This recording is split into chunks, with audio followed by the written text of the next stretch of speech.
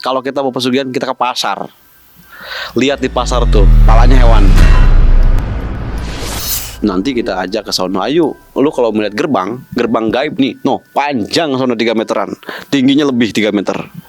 Gerbang gaib tuh pantai itu. Di sononya ada tempat yang khusus orang-orang yang tadi pemujaan sana. Melanggar sebagainya ada mah. 30 juta setiap hari, 40 hari, 40 santri lebih. Iya, karena tiap malam itu si siluman itu datang. Saya ngeliat itu udah kayak set gitu. Nyi Blorong ada nggak sebuah kisah? Apakah beliau ada? Ada.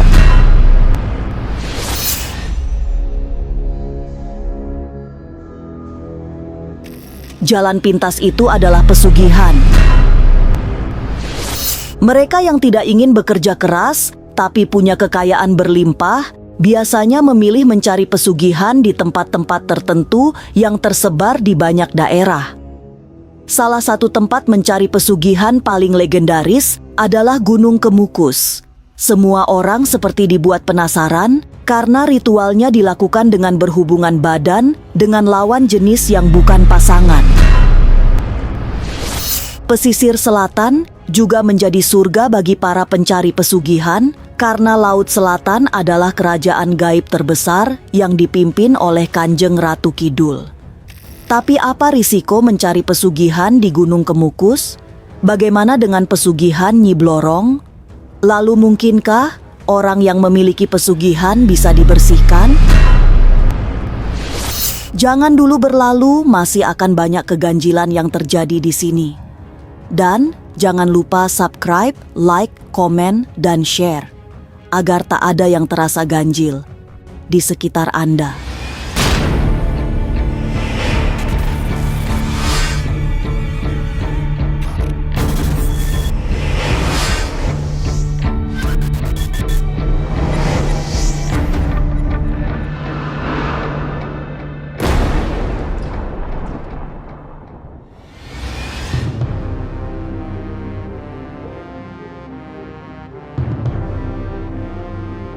Mencengangkan.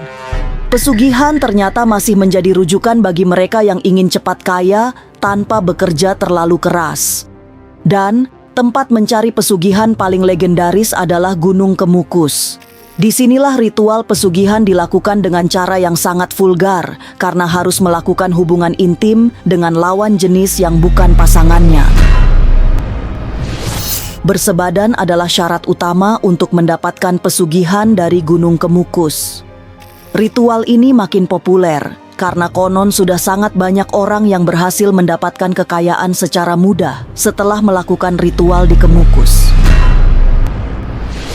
Sehingga tadi yang memaknai dan membuat sesuatu yang bersifat gaib atau sesuatu yang sakral, mereka membuat satu tempat sehingga tempat tersebut diwarnai tentang yang namanya sugih.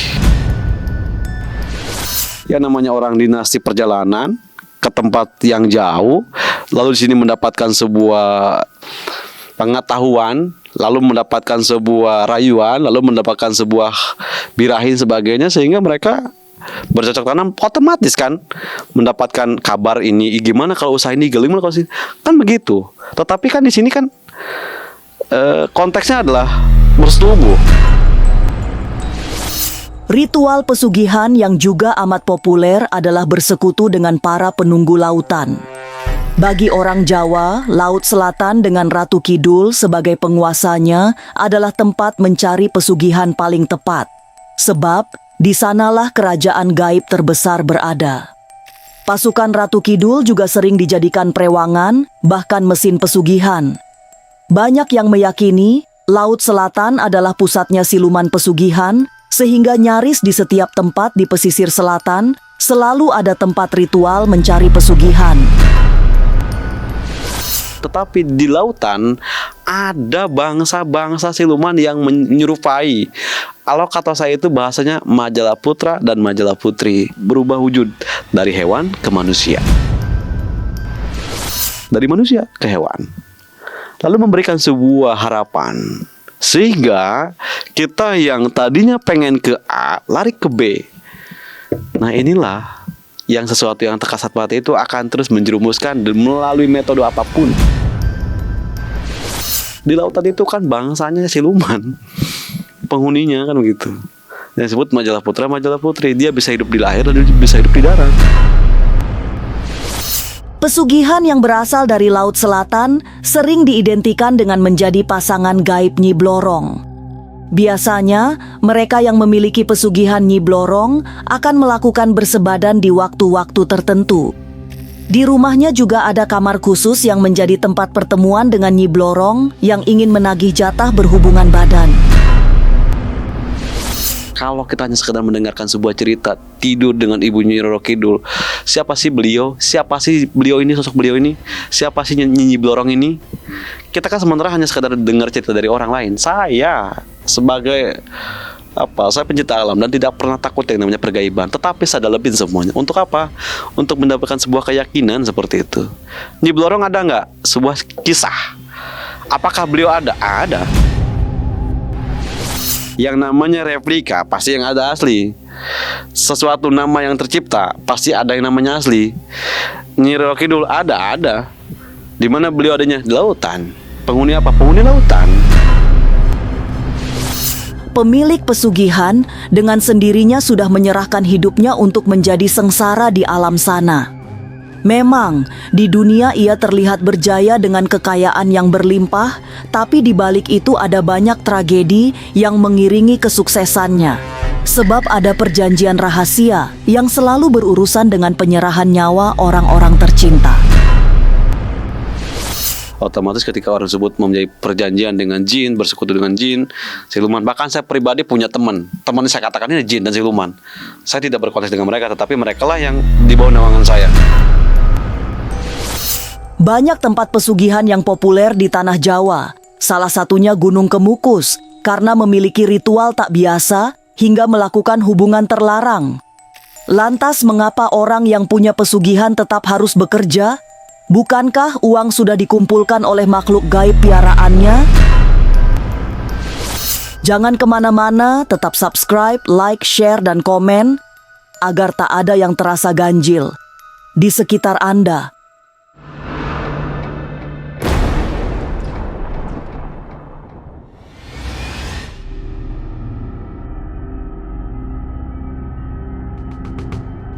Ritual mencari pesugihan memiliki banyak metode. Ada yang gampang, tapi ada juga yang butuh perjuangan keras yang belum tentu berhasil. Tapi secara umum, orang yang mencari pesugihan akan melakukan ritual di tempat-tempat tertentu yang memang dikenal sebagai tempat nyugih. Banyak persyaratan yang harus dipenuhi, termasuk perjanjian tumbal yang wajib diberikan. Setelah terjadi kesepakatan, ritual dimulai dengan sangat sakral. Lalu biasanya orang ini bertapa. Bertapa itu dia harus duduk dengan tenang, rileks kan gitu. Nah, nanti ada satu makhluk yang mana makhluk ini buta hijau lah, genderuwo lah, siluman sebagai bentuk yang aneh lah. Dia akan memberikan kekayaan, tetapi kamu harus menyiapkan ini tiap hari gitu. Ada persyaratan juga. Nah, lalu dia akan menjalankan sebuah aktivitas itu seperti orang yang biasa kerja, tapi dia mendapatkan uang itu dengan entah dia berjualan, entah dia itu hanya sebagai cangkang aja, kalau kata kita cangkang. Otomatis perjanjian itu ada di depan. Bekerja atau memiliki bisnis adalah salah satu syarat untuk bisa meminta pesugihan. Sebab lewat sanalah uang mengalir, meski sesungguhnya yang terjadi adalah aliran dari makhluk gaib.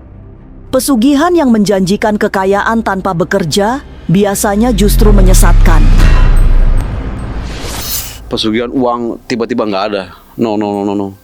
Cari kalian dimanapun. Kalau ada, misalkannya ada uang, tiba-tiba gue cari bang, ada uang numpuk. Nah itu jangan. Tidak ada, semuanya harus ikhtiar. Bahkan pesugihan ke gunung pun, ke lautan pun harus kerja dulu kitanya. Tidak harus uang datang ke rumah, enggak. Enggak benar, enggak ada yang namanya, enggak ada instan. Kita pergi nih ke gunung, kita pesugihan, kita numbal orang tua, lalu di rumah tuh ada uang. Enggak gitu konteksnya. Pekerjaan seorang pemilik pesugihan sejatinya hanyalah perantara yang menyamarkan datangnya kekayaan lewat cara gaib. Semua yang kelihatannya usaha sesungguhnya sekadar kedok, karena yang bekerja mengumpulkan uang berlimpah adalah pasukan gaib yang udah terikat dalam perjanjian pesugihan. Jika pelaku pesugihan adalah seorang pedagang, maka pembelinya adalah orang-orang jelmaan makhluk gaib yang memang menjadi bagian dari pesugihan. Usahanya itu adalah sebuah replika doang. Nanti yang belinya itu bukan manusia. Cuma simbol doang gitu. Simbol doang, belinya tuh orang-orang jelmaan. Ya kan tadi dia pengangguran. Ada bahan-bahan yang mungkin nanti akan dilengkapi oleh dia. Itu kan modal dulu, Bang. Oh. Modal dulu kan. Karena sama sesuatu yang tak kasat mata atau siluman atau jin itu, ya mereka juga butuh yang namanya penghadiran. Itu sekaba-kaba dibuka labang hente. Jadi harus dengan yang namanya penataan dengan benar gitu. Biasa seperti itu biasanya. Tapi begitulah, pesugihan sesungguhnya adalah jerat kesengsaraan, karena kekayaan yang didapat harus ditebus dengan tumbal-tumbal yang sangat memilukan. Biasanya, tumbal yang diminta oleh makhluk gaib pemberi kekayaan adalah orang-orang terdekat. Ada yang minta tumbal anak kandung, ada juga kerabat, bahkan orang tua. Kisah kematian tragis tumbal pesugihan sudah sering muncul di tengah masyarakat. Ada teman cerita dia nyugih katanya. Saya gini, pas dipotong hewan itu, dia teriak kayak suara ibunya. Dia potong gini, gitu. Merinding saya tuh. Sampai dia pengen tobat lah, maksudnya bisa nggak sih Ki buat memutuskan rantai ini. Saya bilang, kamu di mana mintanya kan begitu. Saya di sini katanya. Bisa nggak sih? Karena dia udah orang tuanya dulu itu cerita anaknya dan istri lagi mengandung waktu itu. Dia ke saya pengen supaya anaknya yang dikandung. Orang tuanya ketika di lokasi lagi di tempat itu dipotong, pas dengar kabar orang tuanya meninggal. Dapat beberapa bulan kemudian, entah berapa bulan dia bilang waktu itu, anaknya itu seperti kemasukan kerak siluman. Ki Demang bilang pas disembelih, yang disembelih itu maksudnya seperti menyembelih orang. Padahal itu binatang ya Ki. Binatang. Yang kedengaran suara tapi manusia. Tapi benarkah ada ritual pemutus jerat pesugihan? Lalu seperti apa cara yang paling aman untuk membuang pengaruh perjanjian gaib saat meminta pesugihan? Jangan kemana-mana, tetap subscribe, like, share, dan komen agar tak ada yang terasa ganjil di sekitar Anda.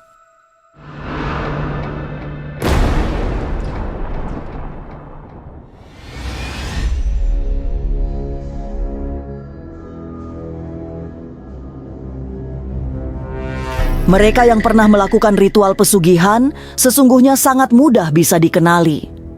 Ki Demang juga sering melihat orang berkepala hewan sedang berkeliaran di tempat-tempat keramaian, terutama di pasar-pasar. Orang berkepala hewan ini adalah salah satu ciri pelaku pesugihan. Mereka keluar masuk pasar bukan untuk berbelanja, tapi mencari mangsa. Saya sering sekali saya pergi satu tempat, saya diundang nih satu tempat, terus saya jalan banyak, ke Jakarta juga banyak. Orang itu bangun nasib di Jakarta, bahkan kalau kita mau pesugihan kita ke pasar, lihat di pasar tuh palanya hewan. Ya kalau kita ke pasar nih, saya sering melihat palanya itu hewan, Bang. Hewan, kepalanya hewan. Wah, pesugihan ya bilangnya. Ada tuh. Cuma saya nggak mau nyebutin ya, itu adalah sebuah ya udah masing-masing lulu gua gitu, maksudnya sia-sia aing-aing gitu. Tidak hanya sering melihat pemilik pesugihan dalam wujud yang mengerikan, Ki Demang juga selalu diberi gambaran paling mengenaskan di tengah laut. Sebab yang ia lihat adalah penjara bagi pelaku pesugihan yang ingkar janji. Setiap kali berada di tepian pantai, Ki Demang selalu diberikan gambaran mengerikan ketika banyak orang berada dalam satu kurungan besar, sebagai hukuman karena tidak menepati perjanjian saat meminta pesugihan. Di lautan saya pernah melihat satu tempat, gerbong, dan gerbong itu adalah sebuah jelmaan dari kita itu yang serakah tentang dunia. Ada penjaranya, sama dengan kehidupan kita. Kita ada penjara di Polsek, Polres, Polda kan gitu. Dia pun ada punya penjara. Tapi kan saya ceritakan seperti ini kayak orang tahu. Tapi nanti kita ajak ke sono, ayo. Lu kalau melihat gerbang gaib nih, panjang sono 3 meteran, tingginya lebih 3 meter. Gerbang gaib tuh pantai itu. Di dalamnya itu ada rumah tinggi-tinggi. 17 meter ada tuh rumah bangunan. Yang ngisi cuma 3 orang, 2 orang pengisinya. Di sononya ada tempat yang khusus orang-orang yang tadi pemujaan sana melanggar sebagainya ada, Bang. Itu real, saya lihat. Kenapa saya berani mengatakan seperti ini? Saya mengalami hal seperti ini bukan sekarang, dari kecil. Dari kecil saya, keluarga saya tahu. Gimana saya waktu kecil sama sekarang, tahu. Proses membersihkan orang yang terjerat ilmu pesugihan sesungguhnya sangat tidak mudah. Metode yang baku juga tidak ada, sehingga Ki Demang yang dimintai tolong membuang pengaruh pesugihan juga hanya melakukan sesuai nalurinya sebagai seorang ahli spiritual. Dan yang dilakukan termasuk kolosal karena menghadirkan 40 orang santri, kemudian selama 40 hari 40 malam mengaji tanpa henti. Kalau ke yang lain saya pernah memutuskan 2 orang. Oh. Itu sampai sewa santri 40 orang, Bang. Oh, buat ngedoain. Buat tiap hari itu berdoa di rumahnya. Oh, buat memutus itu. Iya, karena tiap malam itu si siluman itu datang. Dan mungkin orang yang nggak ngelihat hanya sekedar angin itu kencang. Saya ngelihat itu udah kayak saat itu. Dan dia nggak bisa masuk. Itu setiap malam, setiap hari 24 jam tidak putus ngaji. 30 juz setiap hari, 40 hari. 40 santri lebih. Sampai ada yang sakit sih itu. Dibutuhkan perjuangan yang tidak mudah untuk bisa membersihkan pengaruh gaib pada orang yang pernah melakukan ritual pesugihan. Ki Demang bahkan harus mempertaruhkan reputasinya sebagai seorang praktisi spiritual karena dampaknya bisa berhasil tapi juga bisa gagal. Apalagi perlawanan makhluk gaib yang ingin dibersihkan juga sangat keras, hingga berimbas pada rumah tempat dilakukan prosesi pembersihan. Dan pemandangan yang mengerikan terjadi di hari terakhir, proses menetralisir pengaruh pesugihan. Pas hari akhir, itu gemuruh jendela kayak ini retak, Bang. Kalau nggak lihat mungkin hanya dongeng lah, tapi saya ngeliat real. Ini retak, Lantai. keramik, granit, rumahnya itu gede. Itu dari pesugihan itu. Iya, belah, Bang, belah keramik, granit. Hawa negatif itu terasa banget itu. Wah, bukan terasa lagi. Rumah itu besar tapi kumuh. Oh. Kumuh kayak nggak nyaman aja buat kita, nggak nyaman aja buat orang-orang yang mungkin tidak memahami arti kultur gaib lah ya. Nggak, jadi bawahnya gersang, bawahnya pengen pulang. Menjadi kaya tidak semestinya dilakukan secara tiba-tiba, instan, serta menggunakan jalan yang salah. Makna kekayaan yang sesungguhnya adalah menikmati hasil jerih payah, tetesan keringan, serta kerja keras yang memberi manfaat. Jadi jangan pernah melakukan pesugihan, karena efeknya bisa sangat berbahaya di dunia dan di alam kekal, kelak. Inilah ganjil yang akan menguak berbagai misteri di alam nyata dan tak kasat mata. Sampai jumpa pada episode selanjutnya dengan kisah-kisah ganjil. Setiap hari Senin, Kamis dan Jumat pukul 5 sore. Tapi sebelumnya, jangan lupa subscribe, like, share, dan komen. Agar tak ada yang terasa ganjil di sekitar Anda.